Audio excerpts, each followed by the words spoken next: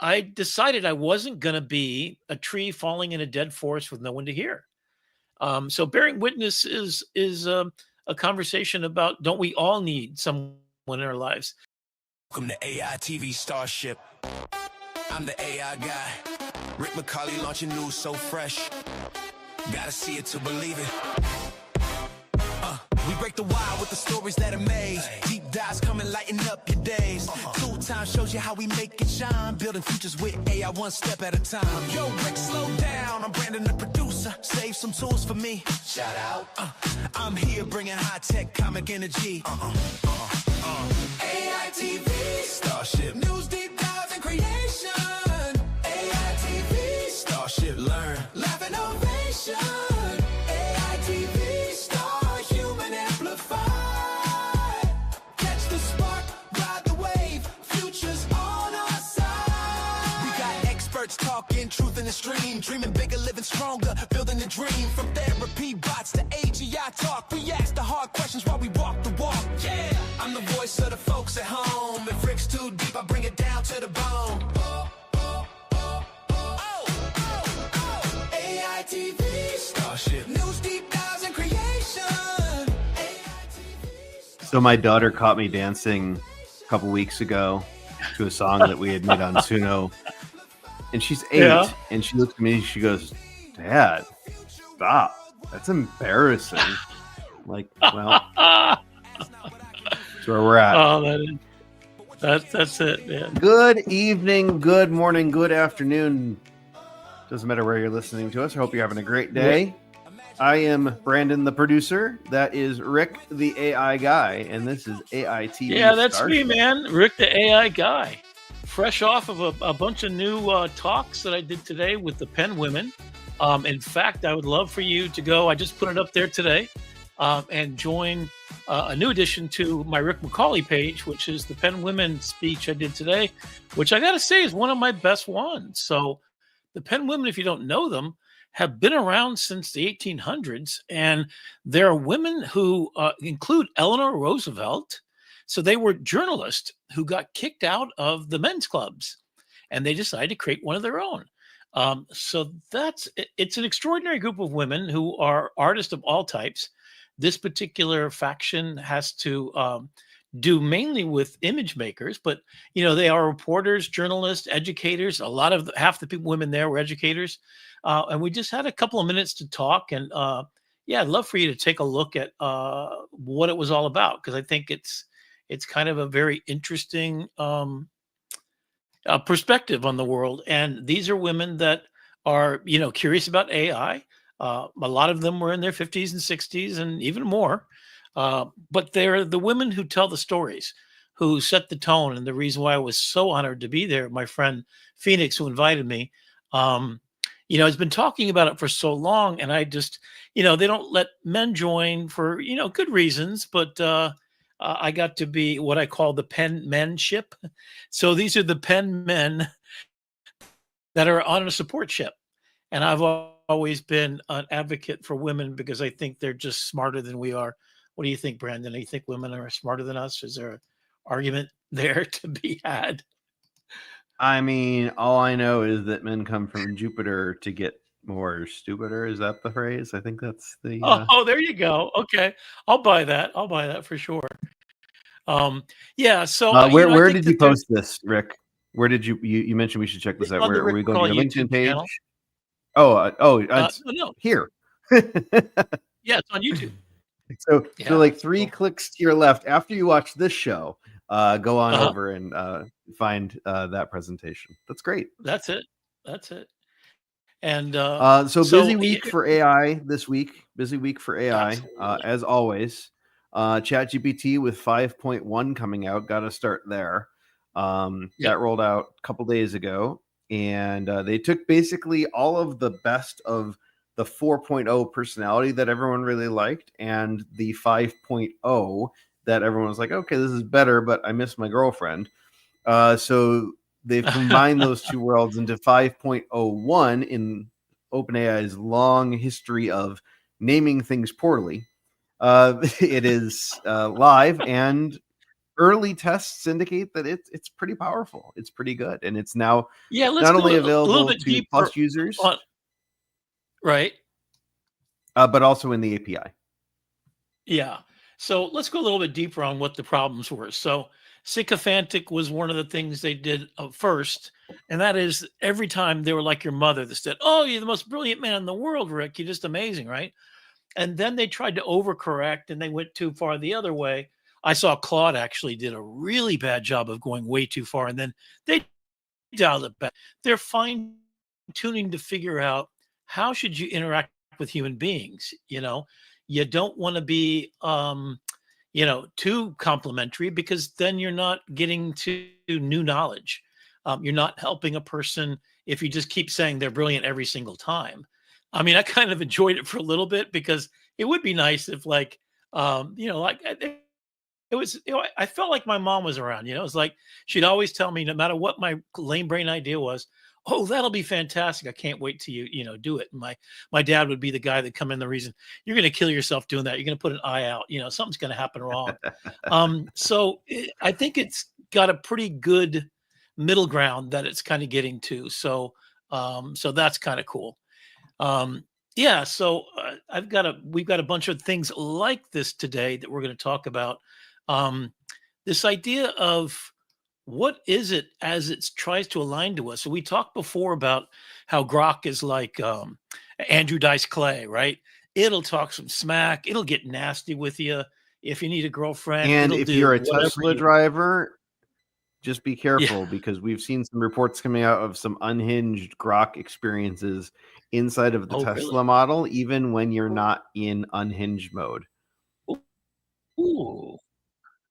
Whoa. Okay. Okay. So that's interesting. Yeah.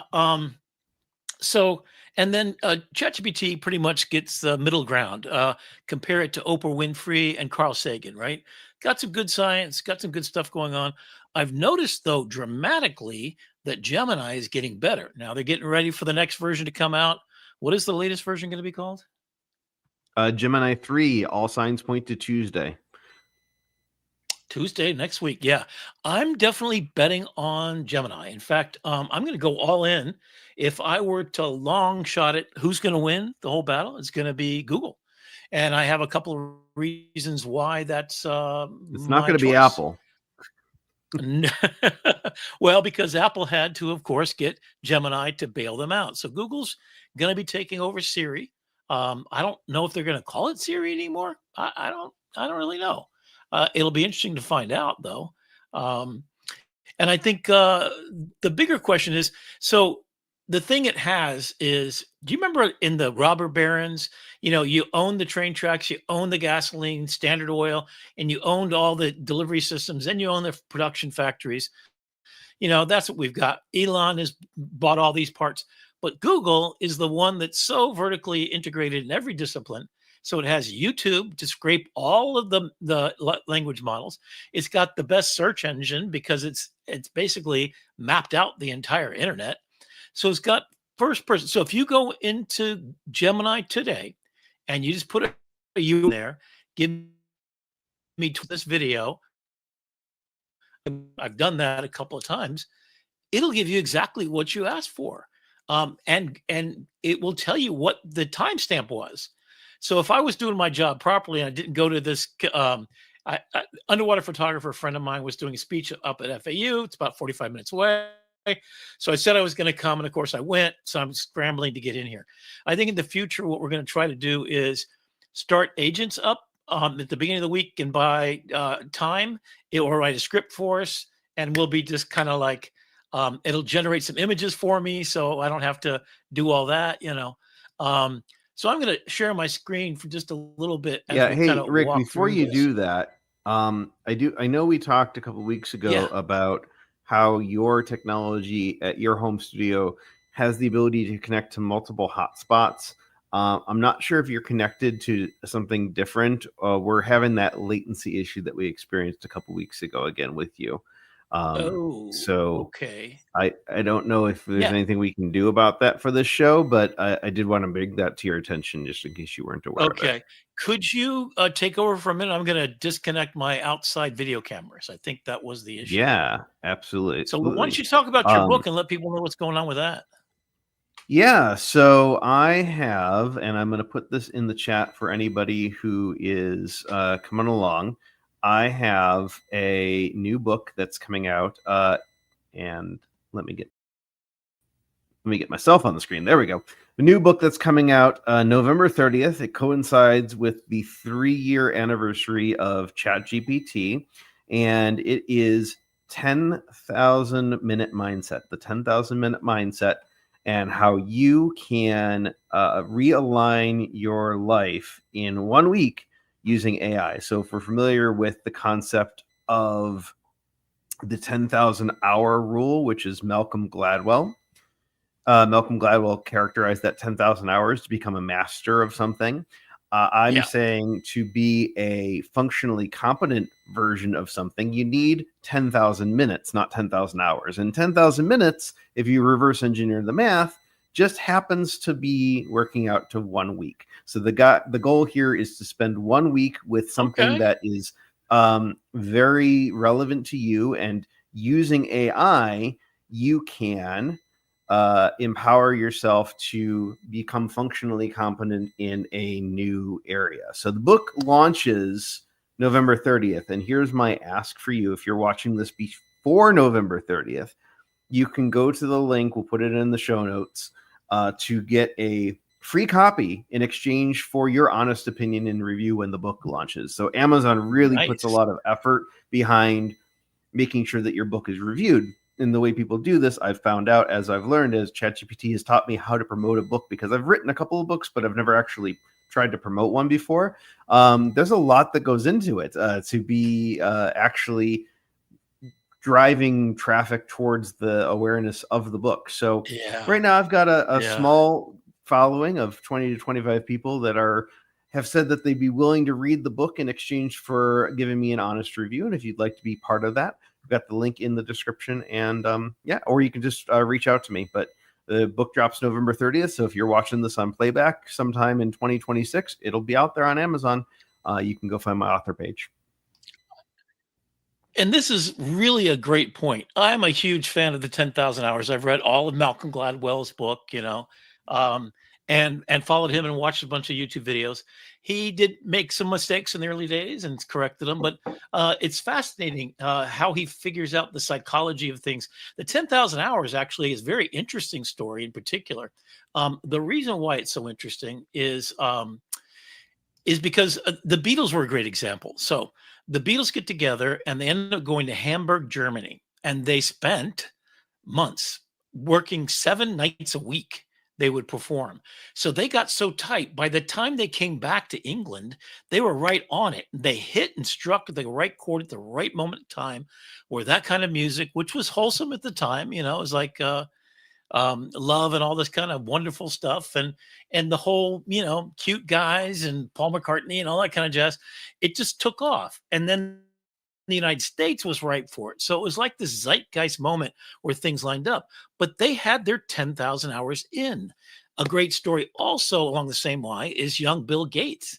At age 12, he was down the street from Hewlett Packard, and he and his family, as well as guess who else, Steve Jobs, etc., made friends with the people at HP. So HP was the thing that was, mainstream business. Each of them had their little thing because of where they lived, that proximity. So what he did is he started a computer club. And one of the things he did, his mom went in and got permission to have a terminal installed in their house where they had the computer club meetings. And young Bill Gates was given from midnight till 10:15 or something like this on this mainframe computer. But he hacked it so he had 24 access whenever he wanted to. So he literally, by age 17, had 10,000 hours. 10,000 hours, by the way, is 40 hours a week for 7 years. I believe that's it, the calculation. I'll have to do that again to figure it out exactly. But yeah, so I feel like I'm that way with my photography. I got 50,000 hours. and more with image making. So the idea is you master it at that point. And I think your point is even more important today because I was talking today about it's like driving a rocket ship, right? None of us have any training. We don't have navigation training. We don't know how the fuel works. Even Elon Musk, knowing as much as all of his people do, those things blow up on a launch pad all the time. And that's what AI is. It's a rocket ship that can accelerate you to extraordinary things or blow up on the launch pad. I mean, this is the metaphor I'm milking it for a while. I think I did talk about this last time too. But that idea that just a week's worth of effort on any subject, and here's what I'm going to offer along with you, Brandon, is that I think that our 30-minute deep dives on each of these applications, and tonight we're going to talk about Krea, the image making application that's an aggregate of a bunch of image making applications. If you learn ChatGPT, if you go to Google Notebook LM, figure out first, number one, what's your my why? What's your purpose for doing this? So these pen women, we had people that were painters. So they're doing exhibitions. So I suggest, hey, you know what you might do is do a really good artist statement. You know, normally when you walk through a gallery and you've got an artist statement, or plan how you're going to sell your book the way you did, right? Or how do you publish a book?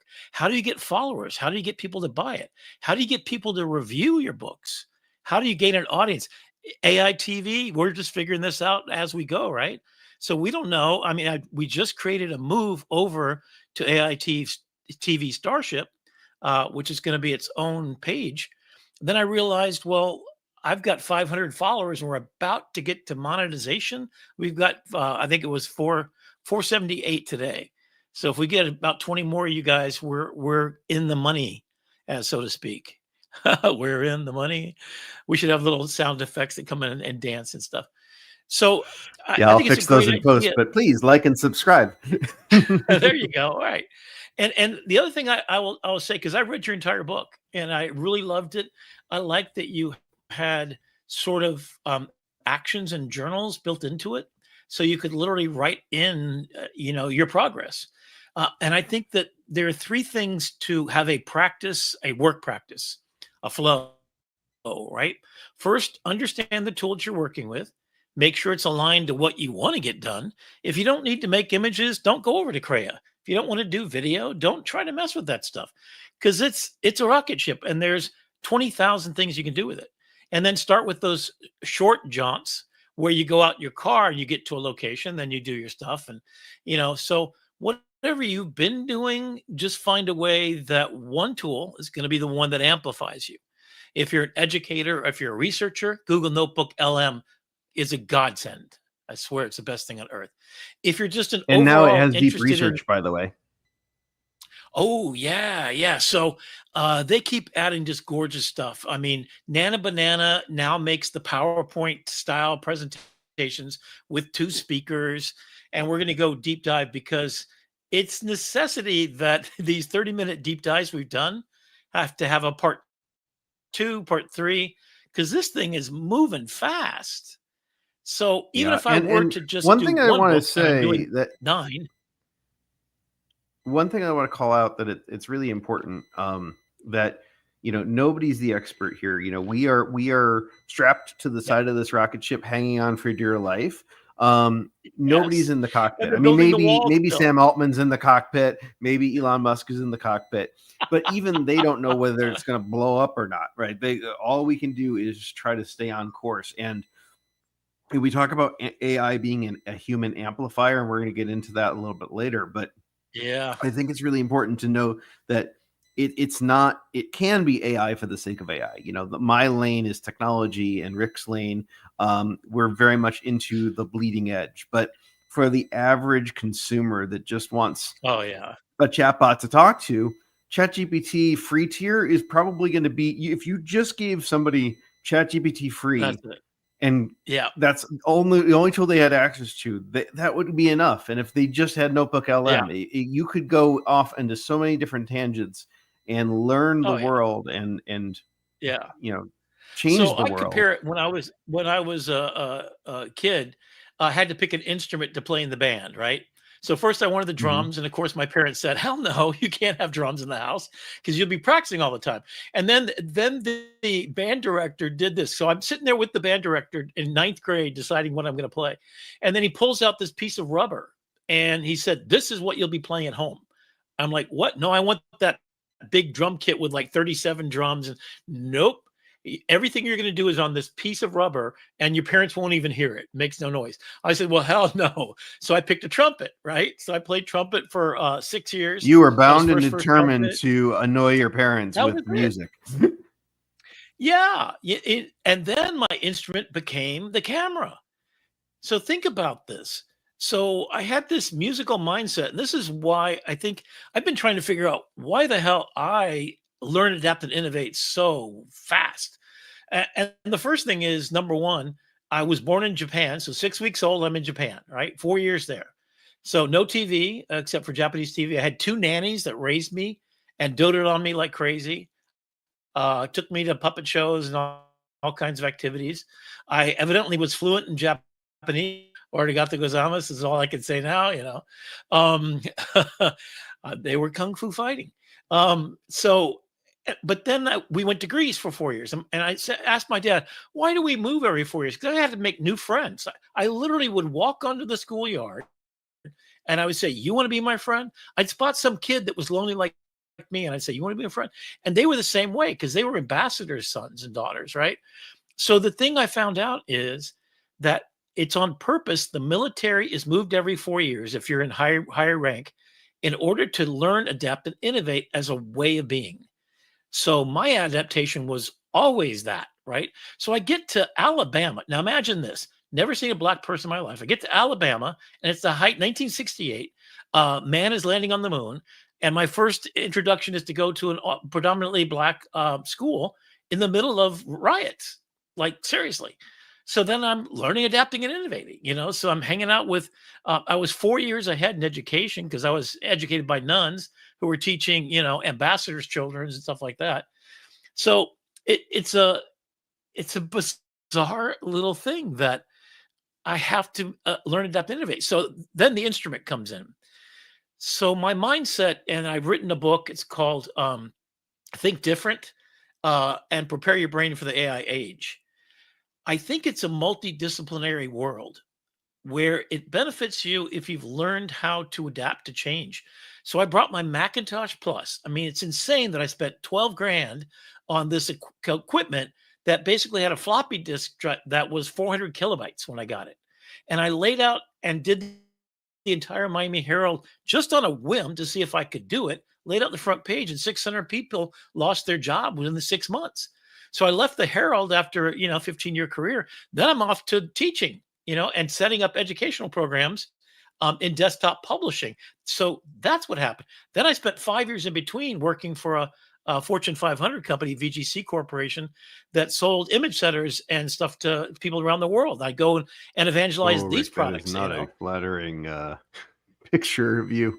I think Which we one? lost you there for a minute, right as you were rubbing your eye, and you were kind of giving us Oh, a pirate okay. wink there. But you're back now. We've Oh, caught okay. up to you. Sorry about that. But so I just dropped and went from being a journalist to being a tech guy that answered the phones about image setters. And I got to be an expert on printing presses. And then I got hired by Fortune 500 companies, paid 1,000 bucks a day to train 8 people in Photoshop, Illustrator, and design. Then I started creating curriculum at Barry University, International Fine Arts College, and then Broward College, and then 25 years of a teacher. So it's like learn, adapt, and innovate. Two marriages certainly, made me adapt and innovate, right? Especially after the second one, which I left my job, went to New York, and then promptly got divorced after I had 3 jobs at School of Visual Arts. So anyway, my point is my instrument now is AI, and I'm playing that Yeah, with a different part of my brain. So think about, I always think about Leonardo da Vinci. He would go out and and he'd people are observe. using.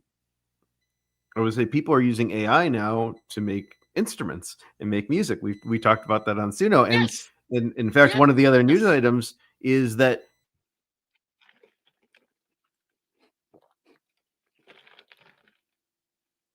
It looks like you locked up too, Brendan. Yeah, we're having some Sure. technical difficulties with the stream tonight, but am I back now? Yeah. Yeah. Am I back? Okay, Walk the Walk is Billboard #1 country song right now in the US, and Yes. it is AI generated. Yep. Yep. Well, and the thing I'm going to correct everybody on every time you do this, I'm going to say AI didn't do it self-combusting, right? I mean, so a human being Yep. was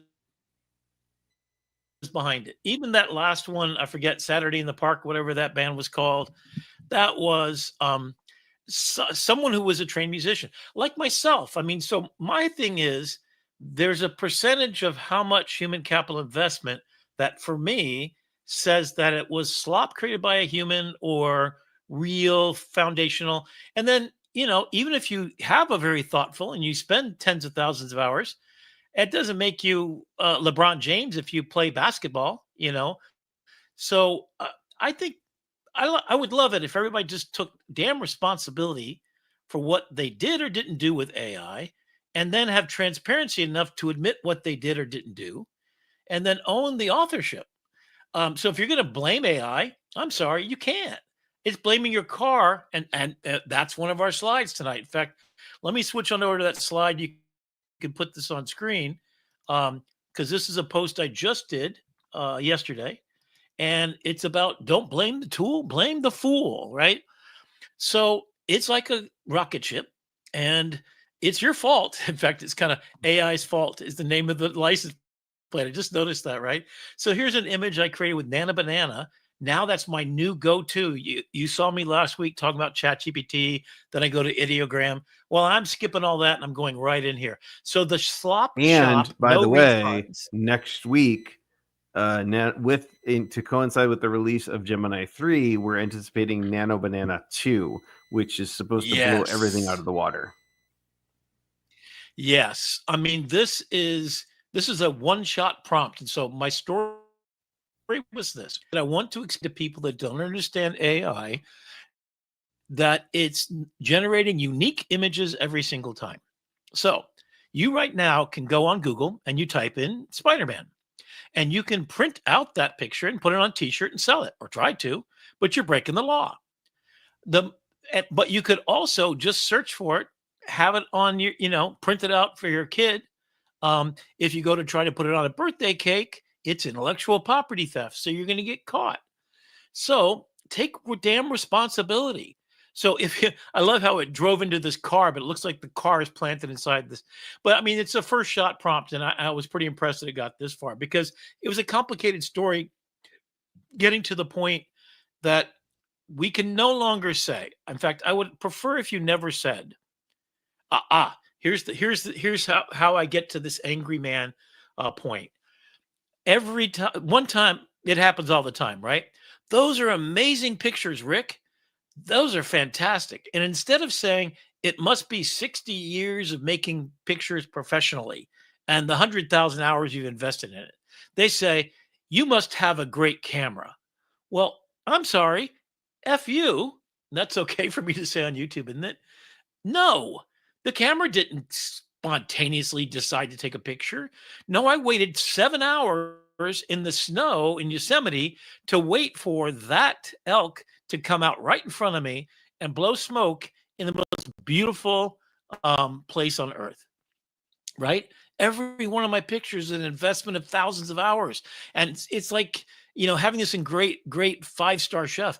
And on the opposite side, the slop, let's blame that on the humans. It's not AI slop, it's human slop. So here's my deal. You own it. Whether you used it to make slop or not, you used it. So you're responsible. Also, if it does solve cancer, are you going to thank AI for that? Hell no. It is a human who wanted to solve cancer that put it to task with all of their years of training of being a doctor and a research scientist that made that happen. So let's take some damn responsibility for what we're doing, and let's get on with it. So this is a conversation I almost want to refuse to have. In fact, the reason why I created this image is I wanted to make it so crystal clear of what a mistake it is to say it's stealing your work. It's not. It's a non-starting, non-factual thing to say that. It's not creating anything. You are. Own it, right?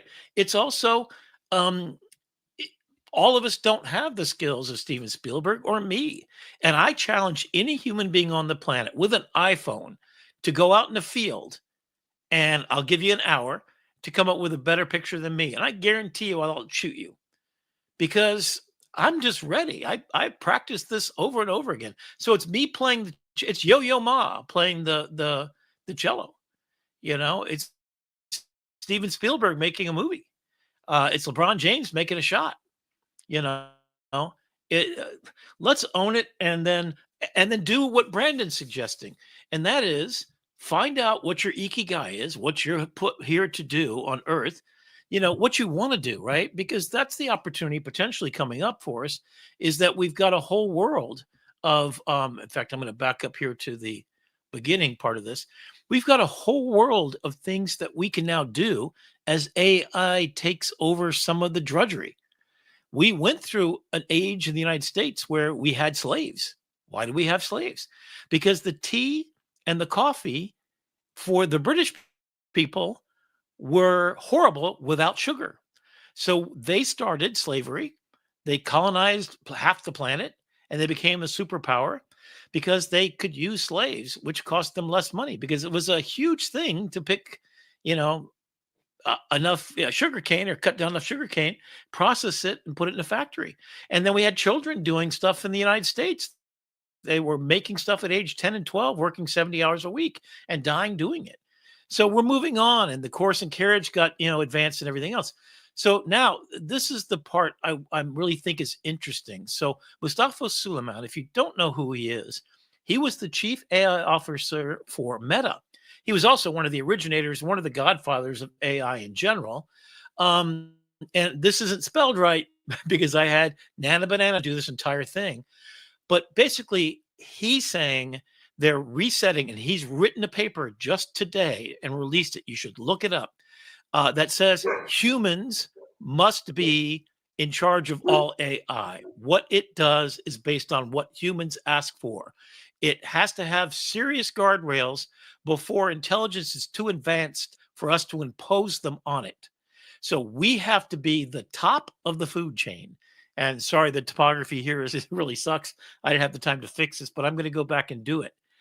So he's the first one, maybe Dario Amodei from Anthropic, who wrote Machines of Loving Grace, which also is a very good read. They're aligning and they're thinking, hey, guess what OpenAI is doing? They're hitting the full speed ahead, rocket ship to the moon, without testing it to make sure it's safe for human beings. Guess who else is doing that? This guy, Elon Musk, who's blown up a bunch of rocket ships. He says AI doesn't have a soul. It's an immortal dictator. This is what he said just last week in a call to the funders who gave him $1 trillion, yes, $1 trillion payday over the next few years if he gets to the benchmark. So he's making for his people right now. It's a $1.4 trillion profit that his companies are making. It's when he doubles that, he gets another tranche of shares and stock. This was on our good friends. What's the TV, the radio TV show? Here they are. The Artificial Intelligence Show. So if you didn't watch their event today, that's what they were talking about. Basically, what's going on? So if you go too fast, if you make it for profit, what are you going to end up doing? You're going to And be that was Paul Reitzer, by the way. creating this world. Paul Reitzer, thank you so much. Yeah, Paul Reitzer, it's a really great show because these are business people and they are pro economics and they're trying to align them so they don't fire people. And that's the event that you went to in Cleveland. Do you want to talk more about? Yeah. I want to promote the heck out of them. I just believe they're exactly the people we need in the race. Instead of being business people who are extractive, meaning that they don't care about the human beings in the loop, they report about it and they talk about these important things. So you've got a world divided right now. So you've got basically Mustafa Suleiman is coming out on the side of humans. humanitarians. That's me, man. He's my bro. And the other person that's my bro is DeepMind. Um, and Dennis Hassabis, the Nobel Prize, and Sir Dennis Hassabis, I might say, of the British realm, was knighted because he did protein folding, which is going to solve every single thing. And he's now working on extreme cancer research for Google. So Google bought his company, DeepMind. He was a child prodigy. You should definitely look at him. He's the one that the YouTube video, you should watch it. I think I talked about it last week. I'm going to put together a whole kit. If you want to spend the week and finding out everything you need to know, I'll give you a list of people you need to follow. Mustafa Suleiman is going to leave Meta because he realizes they're an extractive economy. And he came out with this statement basically to say, we have to be in charge or else this is the option. So, of course, Elon Musk is not only the richest man in the world, he wants to be the king and overlord. He is part of that dark enlightenment. He's one of the 4 horsemen of the apocalypse. I'm sorry, he is all of that. Along with Palantir's head, who has said democracy is incompatible with economics model and that you need to have a king and overlords. So Elon said, you know why I'm going to make it an $8 billion company? Because everybody on Earth will have 8 or more robots working and doing everything for you, being your servant. So you don't have to do anything except sit back and be self-domesticated apes. Who's going to be your God? I am, Mr. Elon Musk. I'm just not okay with that. And he's coming out and saying it. He's just saying there'll be no need for anybody to work. Well, if that's not the Antichrist, I don't know what is. And that's where we are. That's where we are. We're at the nexus point between the decision between, in my estimation, Dracula or Frankenstein. Frank, who's the super soldier. And you've heard me talk about that.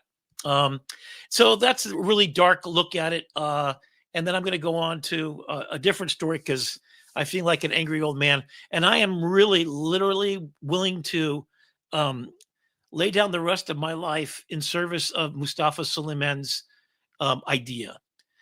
It's the idea that I hope everyone who watches this show embraces wholly.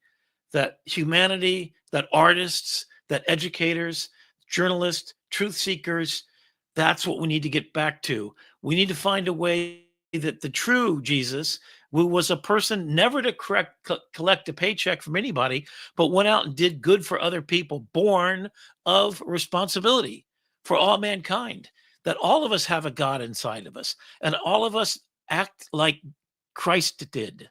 The way that Jimmy Carter, to his dying breath, built homes for others. We are in service to the world and to its animals and to the things we did wrong. We got to fix a whole planet right here. And we ain't going to do it with a bunch of robots. Yeah, maybe that'll fix some things. And we can send them off to do the damage work, reconstructing and coming up with ideas but we've got to drive this rocket ship or else we're going to hell. I'm sorry. That's just what it is. All right. So totally different news. We're going to switch over here. So this is a camera on Kickstarter. It's called the Krea, Caira. You can find it on Kickstarter. It's a camera that attaches to your phone, and it has a nice lens on there and a top of the line sensor. So it's a Sony sensor in there, has an Olympus lens on there. You can change the mount off. And then you take a picture that's stored on your phone or video, by the way, and then you have Nana Banana on device. So you literally can ask it to change everything. So I'm going to switch on over here for a second. Hopefully I can find the one that has, that's the other story right here. Where is it? And while you look for that, I know because you're a big into Adobe. One thing that I discovered this week is that ChatGPT has Adobe Express in it now. If you're creating images, you have the ability to inline edit those images using Adobe Express partnership. Yeah, the only thing they haven't done yet, which they will do, by the way, is be a partner like they are with Figma, which is the Yeah. application for creating apps and stuff like that. They haven't fully invested in the API directly into Adobe products, but it's coming soon. Adobe Express, if you're not familiar with it, is a spectacular application. Um, what, what's cool about it is it'll do everything from PDFs to videos. It has resources. It's very inexpensive. You know, for like 15 bucks, you get Firefly, which is all the gender stuff, including Nana Banana, and you get ChatGPT. I'm sorry, you get well, it will be a chat model built into all the applications. So if you're making a cover for your book, Brandon, or doing illustrations inside, guess what it'll do? It'll lay out entire books for you and create a companion website and post to social media. We'll do a deep dive on them later. I work for Adobe, and that's one of the things I do. But to take a look at this for a second, so coming soon is going to And there is be an open this question: relationship. is where is this camera going to be available? Right now, it's on Kickstarter, and I just bought a copy. It'll be delivered January 2nd or 3rd. Is Of this the year or idea next of it? year? Let me just next year. If you, yeah, I don't know if you can hear this or not. no, we can see it though. It looks good. It's Okay. pretty impressive. Yeah, this guy's pretty good. Tony and Chelsea Northrup. So it was an Alice camera that happened before, but now you take a picture, and then as you shoot, it says you speak, remove the people and make the photo at nighttime. Bingo. So It's that's the original incredible. photograph as it took it. Yeah, so you get a subscription to Nana Banana that's really cheap, 699 bucks. So I said, "What the heck? I'm gonna try everything out," right? I'm a bit disturbed by it. And Tony Northrup, he's a really great guy. He does these workshops. So he does a deep dive on this, and he takes a look at what you can do with things.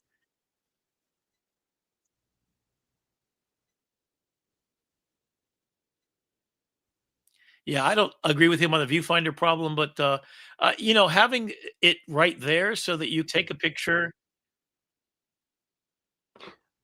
I feel like that's one of those things that it seems quirky now, but 2 years from now, everybody's going to have that just baked in. Yeah, well, you already do on your Pixel phone, right?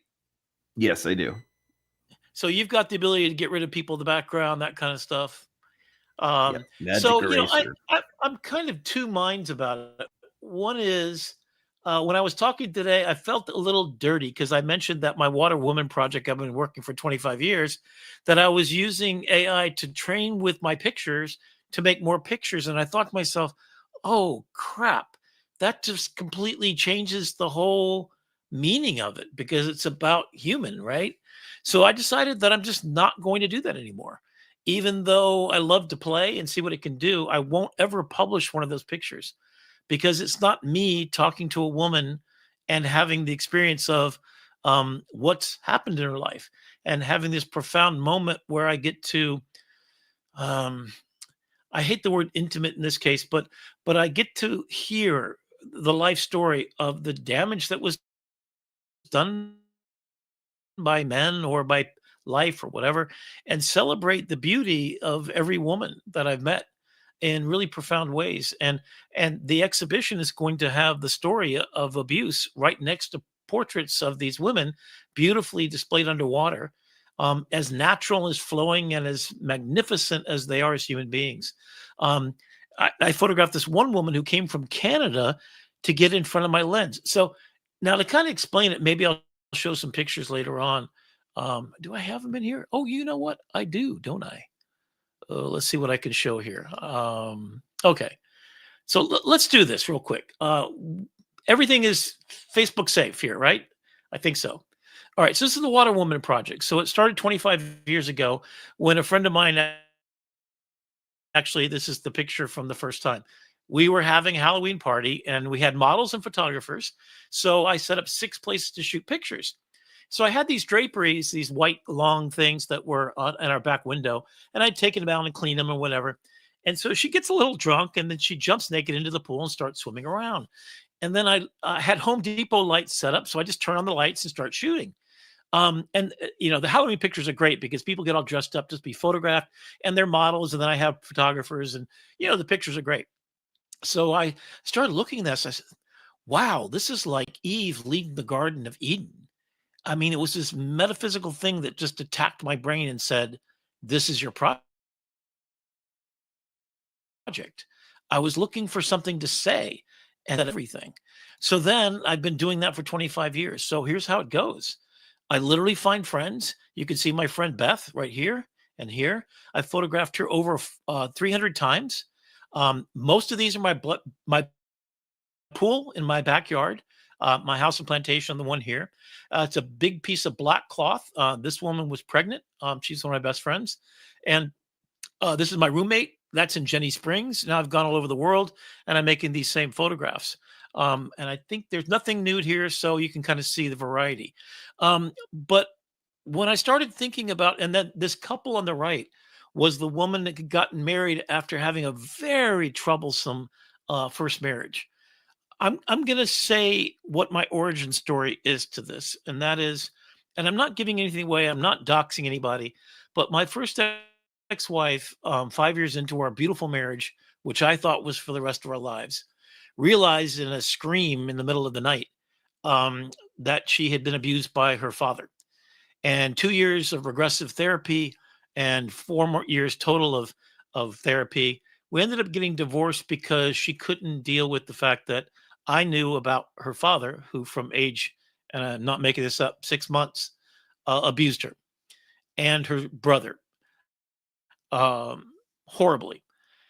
Somehow, it was the most tragic moment of my life that I couldn't save her from what was out of my control. I mean, I had to go through therapy just not to physically kill the man. I was, and I have ever been affected by that event in my life because I went from a 19-year-old kid that was starting a career. I worked at the Miami Herald.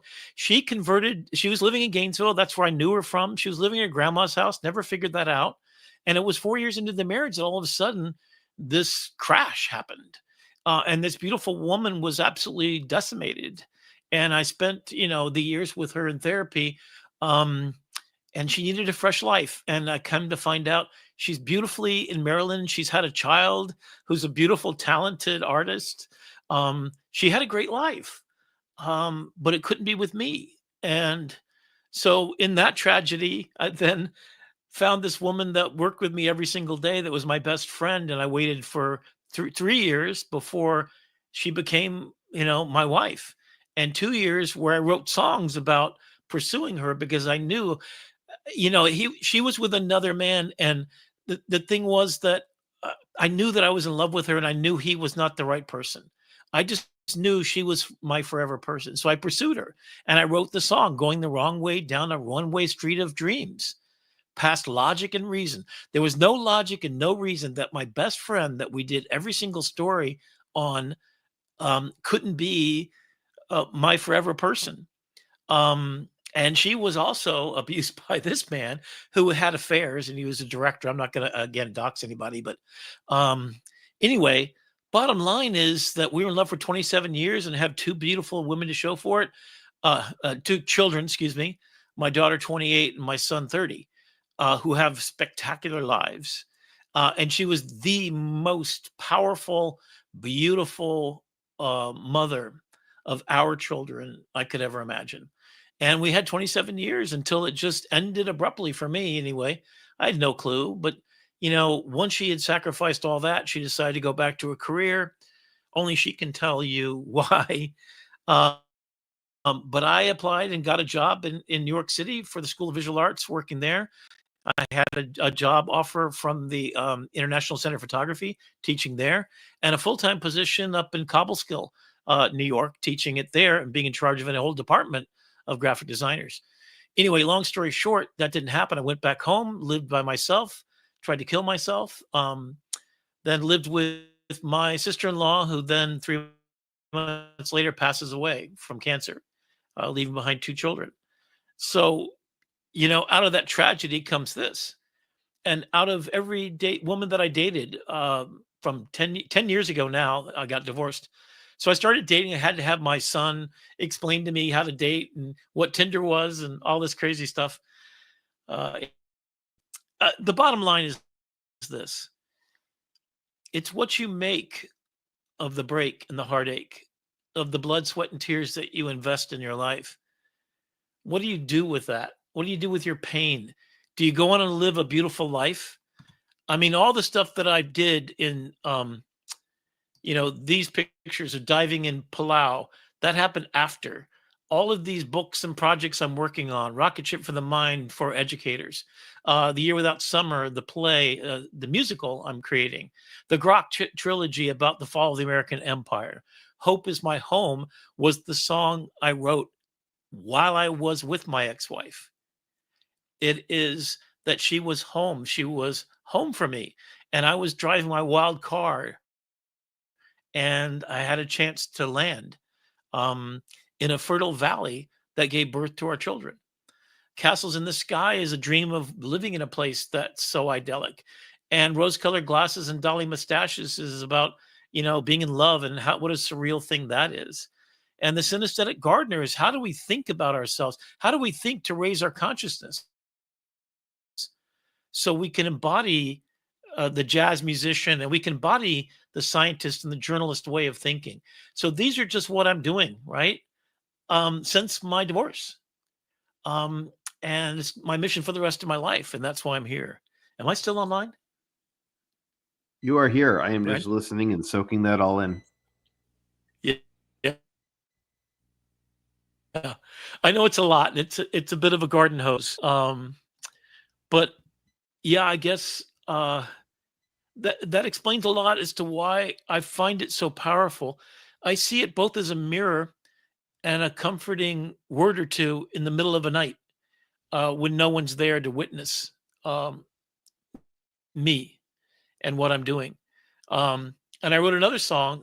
Maybe I'll pull it up here real quickly. Yeah, go ahead and take us off camera for a second while I look for this thing. I think we're getting close to time to switch into our final part in Krea, right? Yeah. But yeah, so I wrote a song that I would love for you all to listen to later, and I'm just going to bring it up. And Bear Witness is what it's called. And I had fallen in love with, and you can see it, I've been pretty busy. In fact, I just uploaded one today. This is from my Pen Women speech. And it really honors those women, and even read the notes for the show, as I think so I go into what they are. So please do watch that if you get a chance. We appreciate you. And this will be part of our AITV show as well. But in the meantime, if you just want to take a look at what I've been busy doing, there's a lot here. So I'm going to pull this song up and hopefully play just a tiny bit. It's about pandemic. There was no one to listen, no one to see me, and I fell in love with a woman. Yeah. And that's we're having that audio issue again, Rick, but I know that we can catch that on your YouTube channel. Yeah, but it's basically about being a tree in a forest and nobody there to hear. I literally was in the pandemic in a house by myself, and um, feeling so Can deeply you imagine lonely. if we had ChatGPT back then? Oh my God. Right? Right. So I wrote that song back then. And I felt that way again, now that I broke up with the girlfriend of 7 years. She was, during the pandemic, she was the person that bore witness to me. So this is a song to her too. 3 of the songs were inspired by this beautiful woman, who was one of the loves of my life. Ultimately, it didn't work out because she was in a different place than I am. I mean, that happens too, right? Not everything is a beautiful love story. Brandon, have you only been married once, or Once, one and done. one and done? Good, good, good. Yeah, I felt like I had a couple of kids, and that was my kind of to and done. Got a Yeah, vasectomy, to and which I through. recommend. Everybody. Two and two and two and two. Just replace yourself on planet, right? Oh, I Mhm. wanted to thank Jeannie and to say hey to you because thank you so much. I appreciate you. You get the camera on Kickstarter, and it's Krea. You want a robot? I want a robot. It's called a dishwasher, right? Yeah, I have a roommate that, in exchange for me helping out on travel trips and things like that, she gives me free flights around the world. She's a airline flight attendant for American Airlines, so I fly free everywhere. She is my sister of another mother and my life companion. She'll be there to my death. I'm never gonna have a moment that someone's not bearing witness to what I'm doing.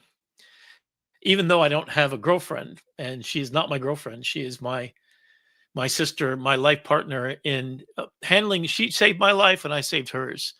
We met at a difficult time for both her and for me, where I was dismissed from 27-year marriage.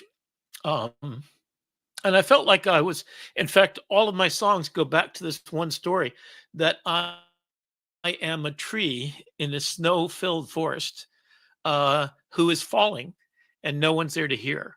I literally spent a year and a half. In fact, I moved into my house and signed the mortgage papers, and the next weekend was Irma, which, if people don't know, this hurricane hit pretty hard on the West Coast, came across us, took out my entire backyard. So the guy that built the house and rebuilt it, it was 1930, completely gut renovated this house in Wilton Manors or near Wilton Manors. Anyway, gorgeous house. And so I'm sitting there by myself, and I'm like, if I die, no one's gonna check on me. No one knows I'm here. No, I mean, it's like my daughter was out doing her thing. My son was in another state in Chicago, and my ex-wife in New York, and so I'm down here working every day, and then I'd go home to an empty house, and I'd kind of make my way. I found some peace with myself. I reinvented myself, and I did probably about 1,000 dives within the next few. I decided, devote all the time to me, and that's what I'm still doing, right? And pay it forward And because we're I'm grateful for blessed it. with a lot of money. Yeah, and that's it, right? So I decided I wasn't going to be a tree falling in a dead forest with no one to hear. So bearing witness is a conversation about, don't we all need someone in our lives? You have two children to bear witness that you get to bear witness to them being alive. I mean, how beautiful, right? And I get to bear witness at a distance. My son's in Chicago and my daughter's here in town, but she's busy and she's got this beautiful man.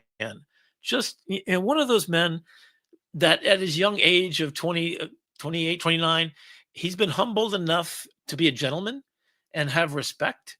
He always calls me sir. He's got some tattoos that I'm not happy about. He's got a couple of, weird things, but at the bottom line, I know that he's a man I can trust most of me, my daughter. It's like they say of children, um, you take your heart outside your chest and let it walk the earth, and then you get to watch what happens when they do. And so, a little choked up here. And Brandon, maybe yeah, you want to talk I about your can tell kids or you. something. Yeah, I was just gonna say I could tell you from experience. Everyone always says, and this is life advice for anybody who stumbles across this YouTube channel that is thinking about having more than one kid. The heart, it definitely expands to meet the needs. You can love infinitely and exponentially. The Yeah, brain is locked in your skull with nowhere to go. And trying to maintain two uh, separate tracks that are happening at the same time is quite a yeah, different story. yeah. And I'm here But to also the say, heart expands. yeah, yeah, that's it. And I'm here to also say, it's not just one love of your life, right? I've had the great fortune to have loved, I would say, 5 women, like profoundly love them, like literally willing to die for them in my life. One of them being my mother, of course. and my sisters. But I mean, I'm talking about relationships that I built. I had the most spectacular upbringing. That is by my mom. My dad wasn't always there. He was, putting nuclear weapons in support of Japan and doing crazy stuff like that we couldn't even know about or hear about. And he'd come home exhausted, and then he did an insurance company, wanted me to do that, and it wasn't me. Um, but anyway, what I'm saying is that I profoundly love these women because I was ready to.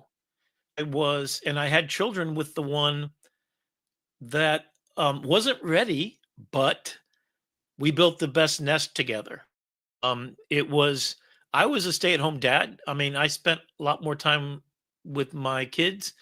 We luckily also had um, this part that the mother-in-law, she ended up becoming a third parent, and she would pick them up after school if we were working. And so I was working for the Herald still, and as I transitioned to other things, she was 24/7 always there.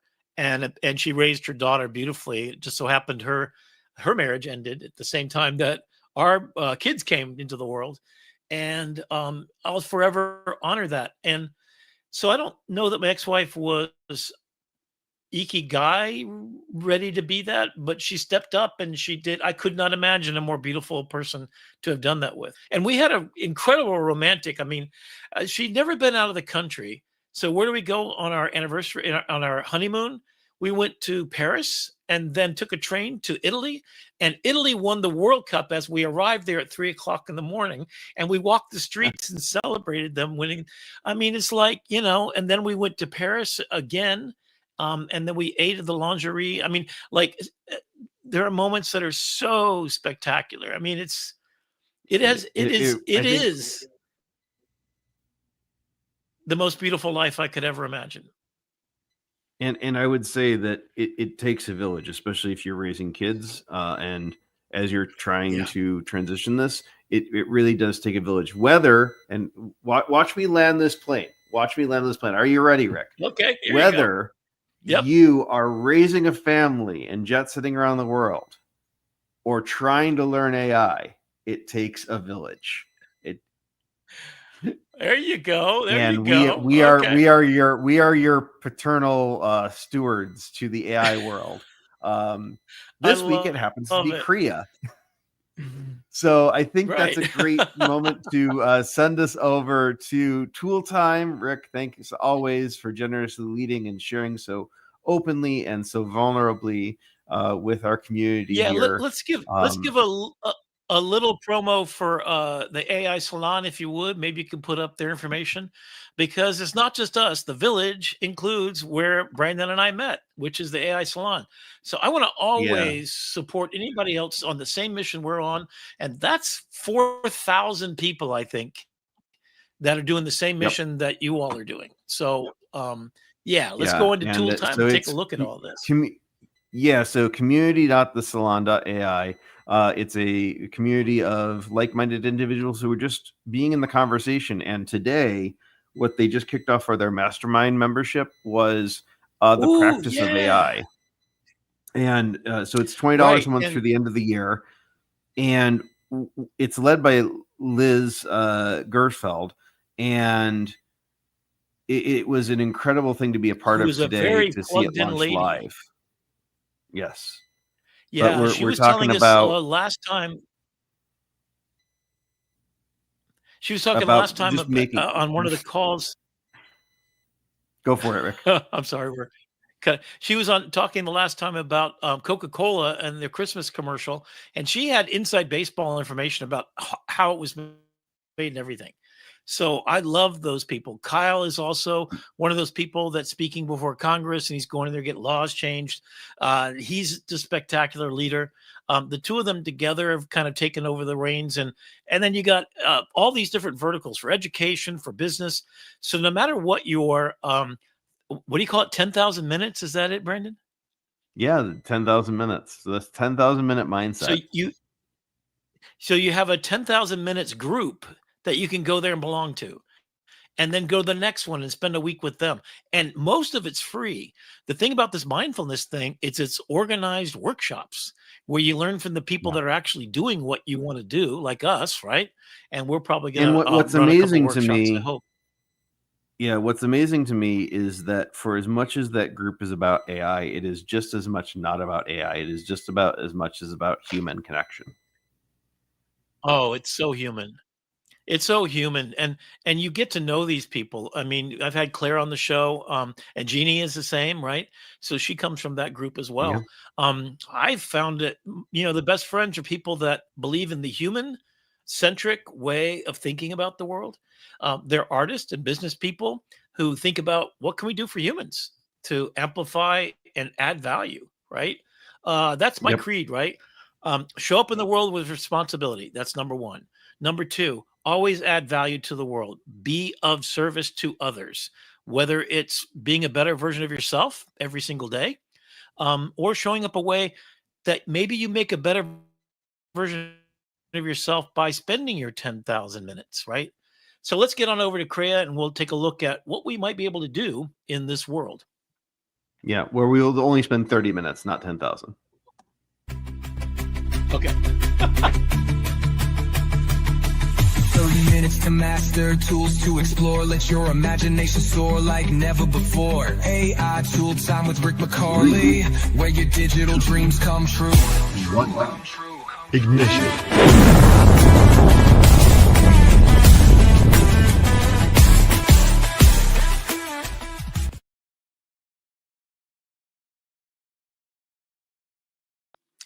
All right, here we are in Krea. So, just to give you an idea, so this is an aggregator application or a wrapper application, meaning that within one subscription, and it's not that expensive, I'll take a look at that in just a minute, you have all these capabilities generating images, generating video, real time uh, creation, right? Motion tracker, motion transfer. So you can turn one type of video into a different kind, 3D objects, and now nodes is brand new. I'll show you that in just a second. We can upscale both still images and videos. We can edit pictures. We can do video lip sync. We can restyle video. That means you can put in a claymation and turn it into a real people animation. You can train it on your own assets, and you have assets that you can bring in, and then you have a gallery. Holy cow. All right, let's start with the nodes first, because last week we were kind of talking about this idea of nodes. And what that means, you could put it in a still image, then you can have it create a close up, car only, a picture, run different iterations, ideations, make it into a 3D object, give me a circle vision version of it, and then put a person coming in there and put it in a boat, plane, flying plane, blah, blah, blah. So that ability to go in there and to create nodes, excuse me, is the agentic workflow that we're talking about all the time, right? That's what Adobe has in Firefly coming up in a program. And that's what Weavy, Weavy is. Take a look for that if you're interested in doing this kind of thing on a big level. But let's start with just the basic image. Now, what's so cool about this? So here is oops, I don't have that image. So here's some images I created a while back. As you can see, some of these images are trained on my face. So over here to the left, you can really get to what this is by realizing you can use Krea, their own tool. You can use Flux, Nana Banana right here, and it tells you how much it costs, right?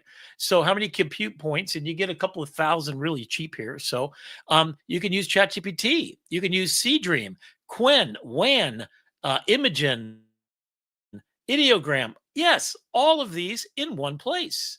So you literally can bring up an image. You can upload a image right here, and then you can go to find a. Let's see if I use this model. Depending on the model you use, you can put up to 4 images for Krea, 8 seconds video, and then you can use styles. So style transfers allow you to upload and then put this in here. And then I'm just going to say picture of a man driving a motorcycle, vintage steampunk. going at a fast speed, 100 miles an hour through um, a forest at night with lights all around. Magical. Okay. So you get that. Then you have your proportions that you can set here, just like most applications, and then you can generate. So what's it going to do? It's going to generate in sort of the star style. I'm having a little difficulty getting going here, and then it's extremely fast. Now, what can I also do? Let me hide this for a second. I can image prompt, I can select assets, and there we go. So that's the style that it did. And it gives you 4 like you get in it in most other applications. And I can upscale it. I can turn it into a video. I can enhance it. I can download it. So I'm going to download that. And I'm going to go back and I'm going to load up a image. So I'm going to upload a picture. I've got a couple pictures on my hard drive. Let me see if I can find the one that I want this particular project. Here we go. So I got a portrait of myself I use quite often. So I'm going to use that as an image prompt. So that's when I put this image in here. And then I want to have, oops, I can't get this thing to behave. There we go. I'm going to make 100% me. So I'm going to do the same thing, magical.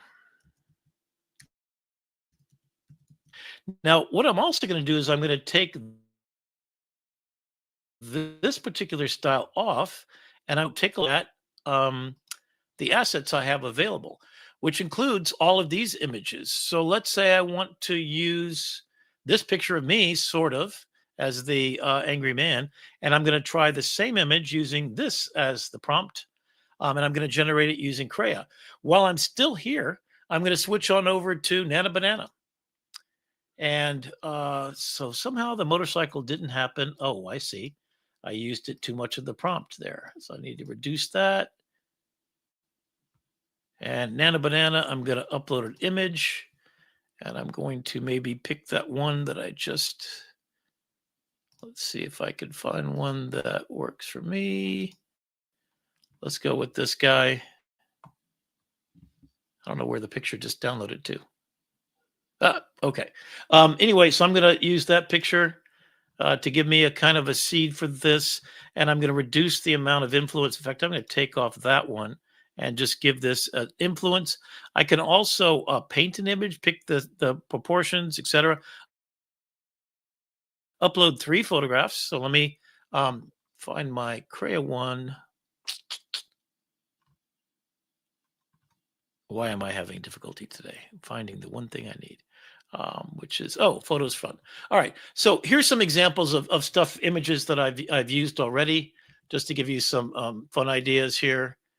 So let me take this guy. Steampunk style is kind of fun. I'm going to use it to go with this one, and then I'm going to generate using Nana Banana. I have no idea how this is going to turn out. Then I could go over to WAN. I could go over to whatever I want. And I can also train it and use my own image model. Now, Nana Banana creates a little bit slower, but there you are. There's my steampunk magical place. And let's go ahead and enhance that. So enhancing it moves it on over to this window.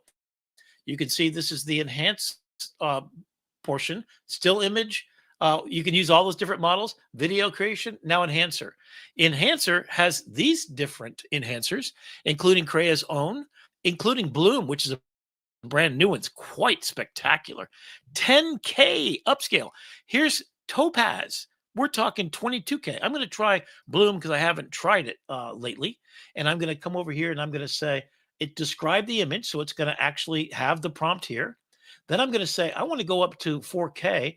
This might take, let's just go to 5,340. I could go up to 10,000 pixels with this particular tool. Face preservation, I want to keep that, and then I want to enhance it. Color preservation, I can also do. To give you an idea of what this looks like and what the quality is like, here's a picture I did just the other day. So let me show you first what it looks like from afar, and let me go zoom in to excruciating detail, far more than you wanted to see of my face here. But let me show you before and after. So you basically have this picture of me trained on my face, and you can train it on 50 of your faces. And then that's what it looks like before, and that's after. Even the detail of the suit. Then I tried a different model, and I'm going to zoom into this. Now, this is that model model I just tried, and look at the difference in the face here.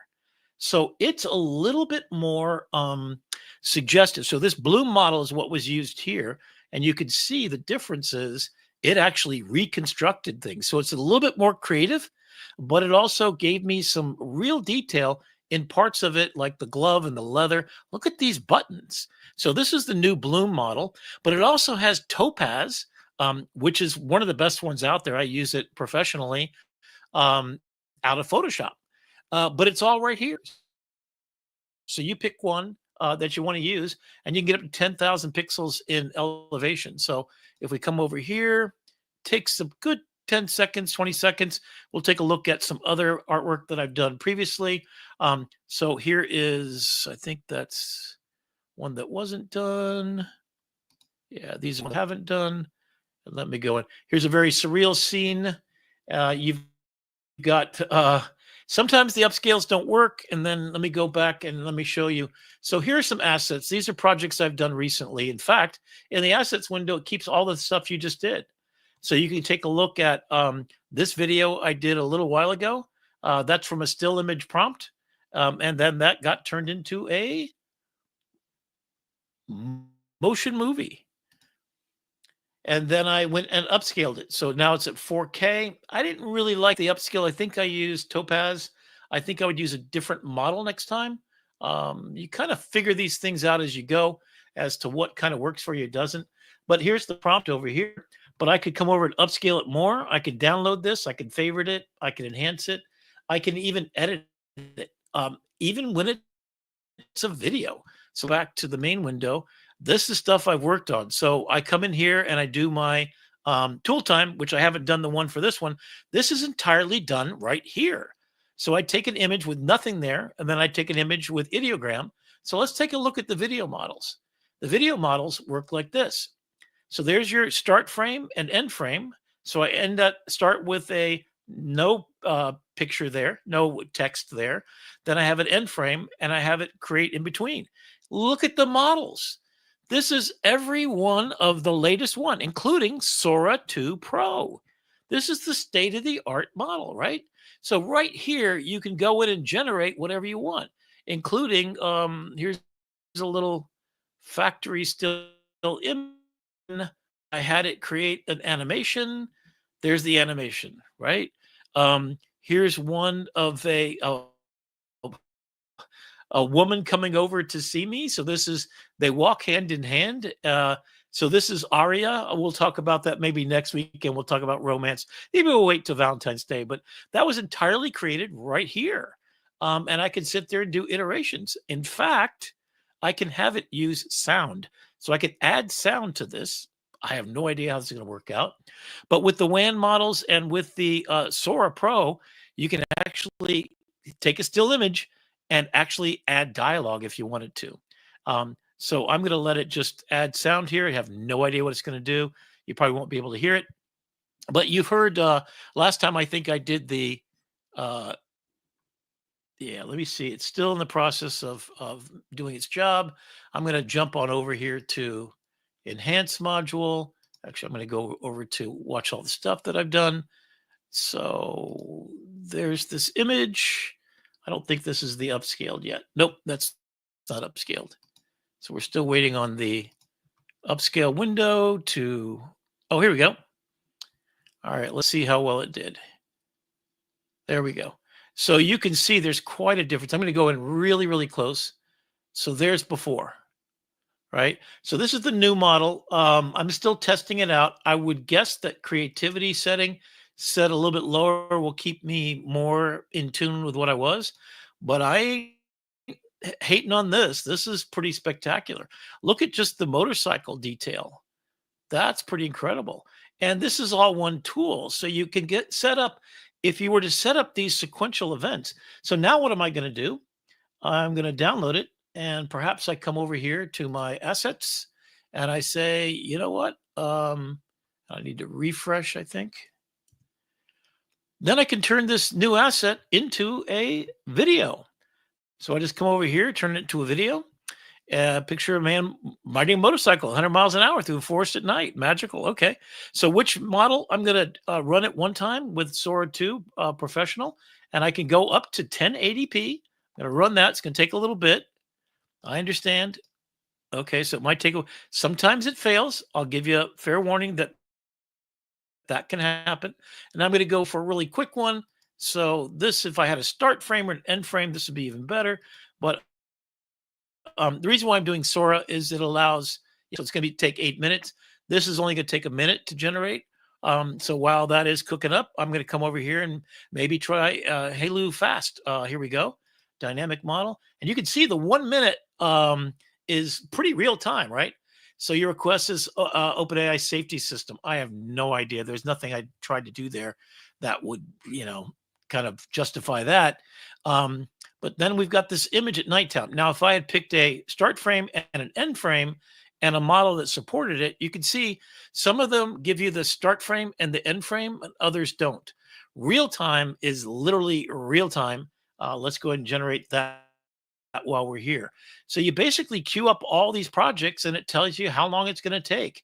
And then you just kind of wait around for that to happen. And meanwhile, and this completely blew it. So it wasn't, while this is using Krea real time, it was fast, but it's working only off of this. So that's it. So you're going to get decent video, but it's got nothing to do with what I put in there as a picture because it's not using the picture.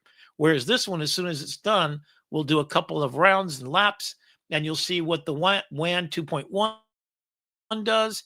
And you won't be, failed job, you're not going to get charged for. This is Halo Fast. You can see it's at 59%. That's the fastest one, obviously, the Krea real time. So what else can we do? We can take this video when it's done and upscale it with any of those things. Here we go. Now we got it, and we can add audio. So that's not bad. It's a lot darker than it started. I probably should have put a start frame and an end frame. If this were Sora doing it, it would be much better quality and more in keeping with everything, but pretty close. And now it's going to generate audio. And while we're waiting on that, we're going to go over to our real-time window. So this is an image on the right is producing an image on left, is making an image on the right. If I dial in the strength, this is real-time rendering. So I'm going to take this image out, and I'm going to take this image away, and then I'm going to prop up the strength. And I'm going to bring in a canvas background that is textures. So let me play with this. And then basically, this is saying, take this picture, translate it through this of a woman profile, mermaid swimming inside her head, coral reef, and then apply this style right here. So let's see, as I go in real time, it's taking the prompt, interpreting it through this image. Ooh, wow. Okay. And then you have a way to quick enhance. So let's say that you get to a point where you kind of played with this. So this is using more of the image on the left. This is more of the image on the right. And there you've got a mermaid inside. That mermaid doesn't look right. AI, there you go. Right. And you have models that include real-time video. So literally you can have it point at your face. So I can add a camera. And then as I move, take a look at this. So it is rendering in real-time video from me moving around. Now, if I add more AI strength, it's going to interpret it more with the prompt, and I can capture at any point. It's not turning out so well, so I'm going to turn that off for a minute. But I can bring in an image. So if I upload a picture, let me see if I've got something, something dangerous man like. I'll just pull up this picture of myself because, nope, that one, this one. All right, so here's just a picture of me. All right, so let's see what happens to that. Okay, again, not pretty. And I think I want to stop this crazy thing. Stop capturing. Let's refresh the video. Okay, there we go. So now we've got this image. So let's move on from the video model to HD quality. So this would be photographic quality. Ooh, look at this. So it's take it and move it, it's generating what's on the left. Here is my slider for my style. We'll take a look at that in a minute. And here is the so this is taking the picture on the left and giving all the strength to that. This then takes the prompt and gives this privilege to that. Then you can come down here and you can pick a style, which you can pick from all of these. So take a look at these. Here's one I really love to use. In fact, let me use this one right now. So this is trained on these pictures.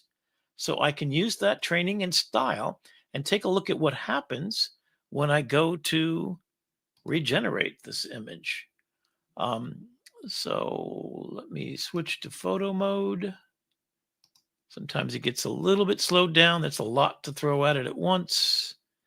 It's going through this filter, hopefully. Come on. Yeah, it's kind of died on me. Sometimes that happens. I might have to come back, or just let me refresh here for a second. You can also change the model proportions. And here is, I'm going to increase the amount of this, and I'm going to change the model to flux real time. There we go. And I'm going to change the model that it uses.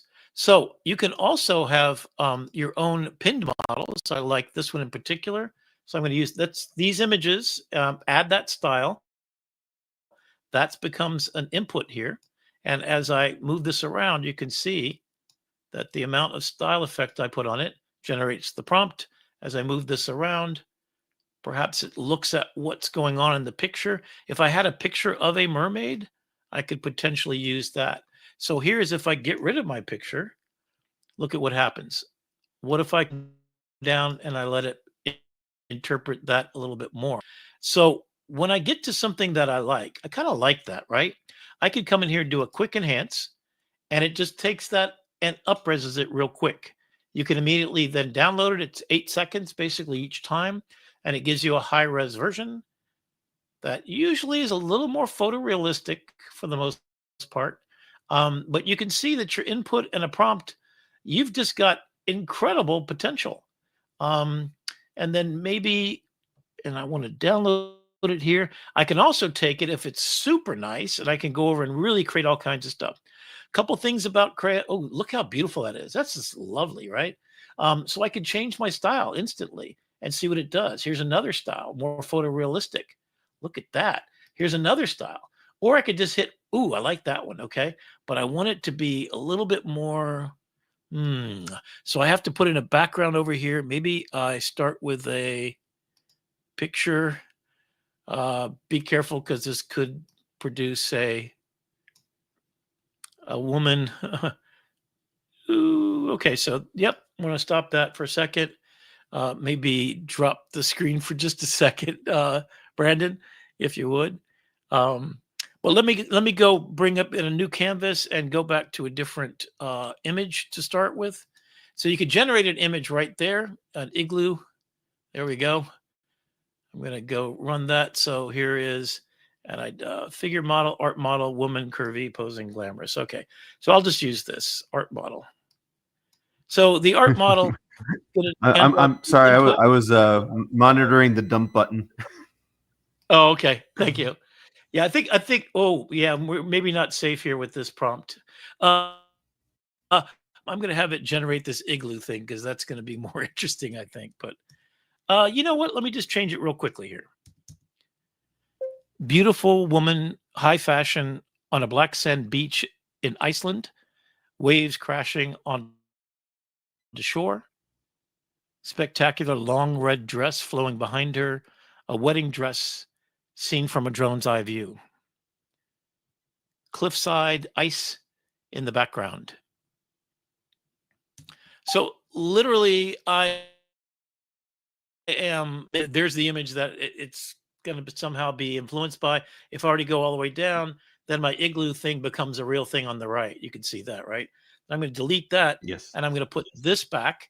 So you can see this is basically the image that I made in Midjourney a long time ago, and it's using that to interpret.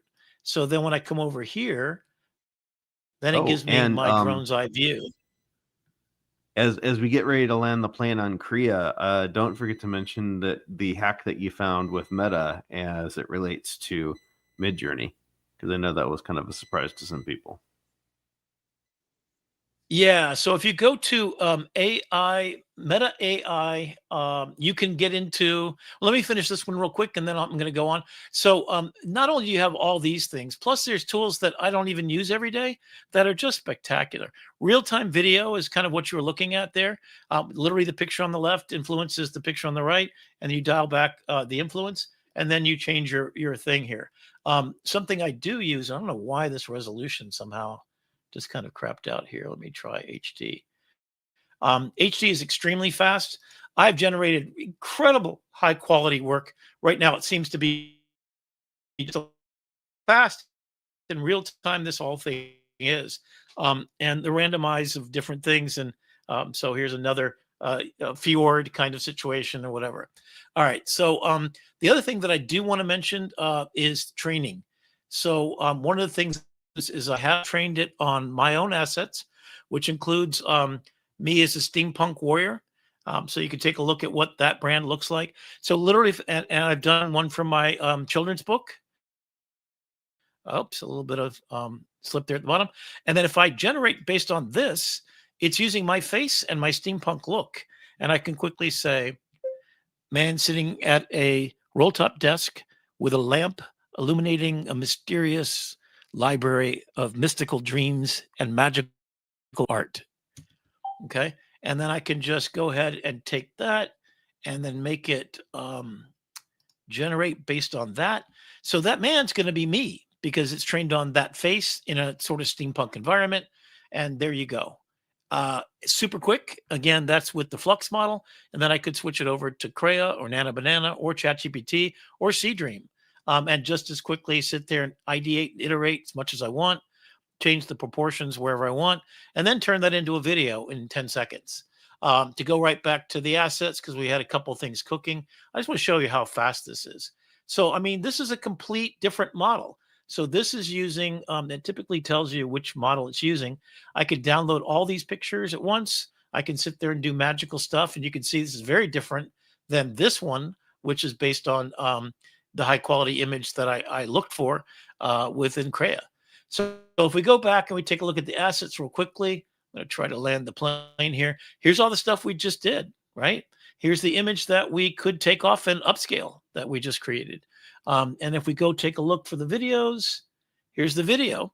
And I don't know if we did this with sound or not. Oh, this is one we didn't even see. So this was done, I don't even sure. And I could go over and upscale this video now and extend it as long as I want. So the idea of this prompt chain thing is, let me see, I think it's maybe this one that has the sound. Let's see.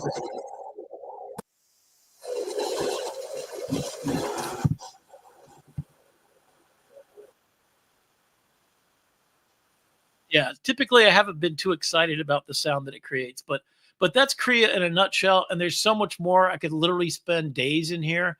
And you know, sometimes I know exactly what I want, but you can see that I've used it to train myself for my artwork on fantasy warrior princesses that I was doing. These are all my steampunk images that that I've kind of created. And you can take a look and add more. And then which models that I've used it for. So for my Imagine world, here's all the images that I trained it on. So use with Flux and publish them. And you can share them with other people. And you can trigger word is Krea. You get the idea. So it's just a spectacular thing. And there's even tutorials built in. I didn't even get to edit, which you have generative fill, generative expand, and everything else you want to do. So when I was working on this, you can actually rewrite the text. That's built in as a capability. And then you could generate changes to make this a widescreen or whatever you want it to be. Here's one I was working on. This is a set of tarot deck cards. It's called Birth of a Star. It's a little bit slow on my internet right now. This is one about the Roman. This has been upscaled and then expanded for the width that I wanted. Here's another image that I worked on called Birth Star that I did some variations on. So you can come in here and you can start with your simple models and then expand them horizontally, vertically, in paint, out paint. So in this particular one, it started with this image, and then I out painted to get this, and then this version. Then I can take this over, add it to my list of things, and I can generate 4 and tell it what I want to get at each momentum point. Then your assets is a place where you can go see everything that you've done. I think I flushed out most of the stuff that was not really great to show folks, but I'm doing, literally every day I'll take stuff that I create in ideogram and upscaling it. This you might recognize. This was entirely created in here. And there's the sound. So that's from our Firefly episode. I also recreated the same thing in Firefly and got a bit different results, but that's where I came from, right? And even this is just that's the low res. Oh, here is the up res, I believe. Let's see. Yeah. So this is an up resolution of that image that I used of the, and this is cleaned up the face, fixed a few things. I want to try some other of the new upscaling tools. All right, so real quickly, I'm going to go over to, I believe it's meta.ai. Yeah, meta.ai. That's it. Yeah. So here, and this is, I've already, these are stuff that's being created. So you basically have Meta video tool that is using Midjourney to create images. Holy cow. So you can go to Create Room and you just do like everything else. So just to give you an idea, this is something I did just yesterday, and you can add audio. So this is a video I created.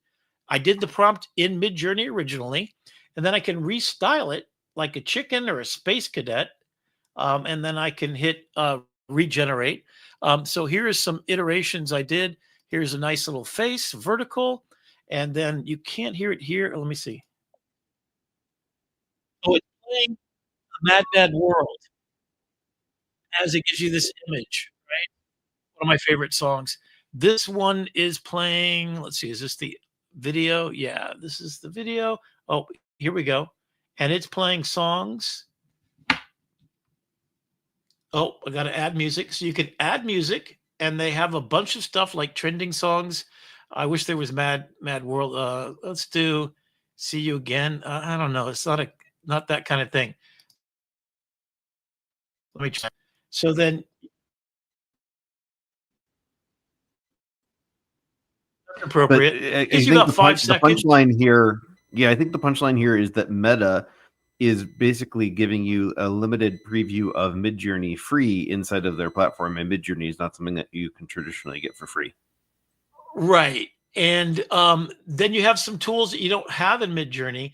Most everything, though, your prompts included, will work right here. So you don't have to reinvent your prompts. So I actually iterated these.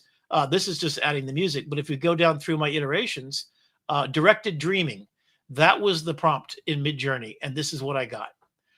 You can come in here, and these are just different prompts. So directed dreaming gave me this and this and this. And you pick the one that you like and say, just like that. You can make it your favorite, download it. And then these are all just the words directed dreaming. And then I animated, and then you could add music. So you could take a complicated prompt that you do in Midjourney, and then you can animate it here for free. So you're not paying the $30 a month that I'm paying, or I'm paying $60 a month because I keep running out of credits. I mean, I'm a madman, so I don't expect it. But you get the same quality that you get right in Midjourney, and you have this restyle tool. So let's make her into a robot. I have no idea. I haven't. And you can extend the animation so longer and longer and longer. So you can get easily a 20-second video out of this. In fact, this is, I believe, at 8 to 10 seconds. Look at this, raw style 800. So you can put your SREFs in here. And then what it's going to do is actually create an SREF right here. So let me see if I can find a still image that it maybe will remake for me. Let's try this one. And then you have these browsers where you can take a look at these particularly sort of like SREFs, right? So I want to reimagine that as Art Deco style, apply that style, and it's going to generate that image up here at the top. So I don't have enough time here, I think, to land the plane and get out of here. But the world that I would suggest, the thing about Krea that I would highly recommend about it is that you have a chance to try out every tool that there is. So it's not just one particular tool that you're making images with. And if you have any ideas of what you want to do, here's what the prompts were to get to this place. So on that, this image that I created, I was working on, and you can also go back up and copy and paste it, right? And put it in here, and then try that same one. Oops. So properly. Okay, so that pasted it. Let me see. I can't. Oh, I upscaled that. That's what's. No, it's not pasting. But I could take this one, copy it, paste it, and I could say, real photograph of a witch in a forest. Real photograph of a witch in a forest. And I could pick a style, rich witch, like this one here.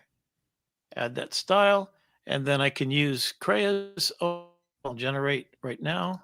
I'm not sure it got my whole thing there. Let's see what happens here. I'm going to change. Well, that could be change it. Let me make it this one and do the same generation. Oops, I'm not sure it got the same prompt. And we've got a new look, right? So we go from this sort of fantastical to just changing the word to photo, and then trying out some different models. So it's an iteration, ideation workstation, right? I kind of like this one. So then I just come over here and turn it into a video. Bingo, I'm over in video, and I just take that same thing, and I pick my model here, and maybe I want something quick. Real-time Krea, let's do that, and then generate. I think that didn't bring the image in. I think the Aurora Borealis this week might be messing with your internet. Oh, okay. Because we're well, I think we could probably end it there, but choppy. Yeah, just very choppy. Yeah, I think. But before we leave, if you're up north, go and enjoy it. Yeah. Before we leave, I did want to share this with you because it made me laugh. So we've been seeing a lot coming out with Neo and their humanoid robot that's actually a person remoting into your house to watch your video and watch you while you sleep, so while they fold your laundry. And we've seen other bots like Boston Dynamics. Russia decided that they wanted to get into the game this week, and they had a launch of their new robot, and let's just say it didn't go exactly as planned. This is not going to end well. You into humanoid AI robotics this week. The rollout did not go exactly like they planned. Take a look.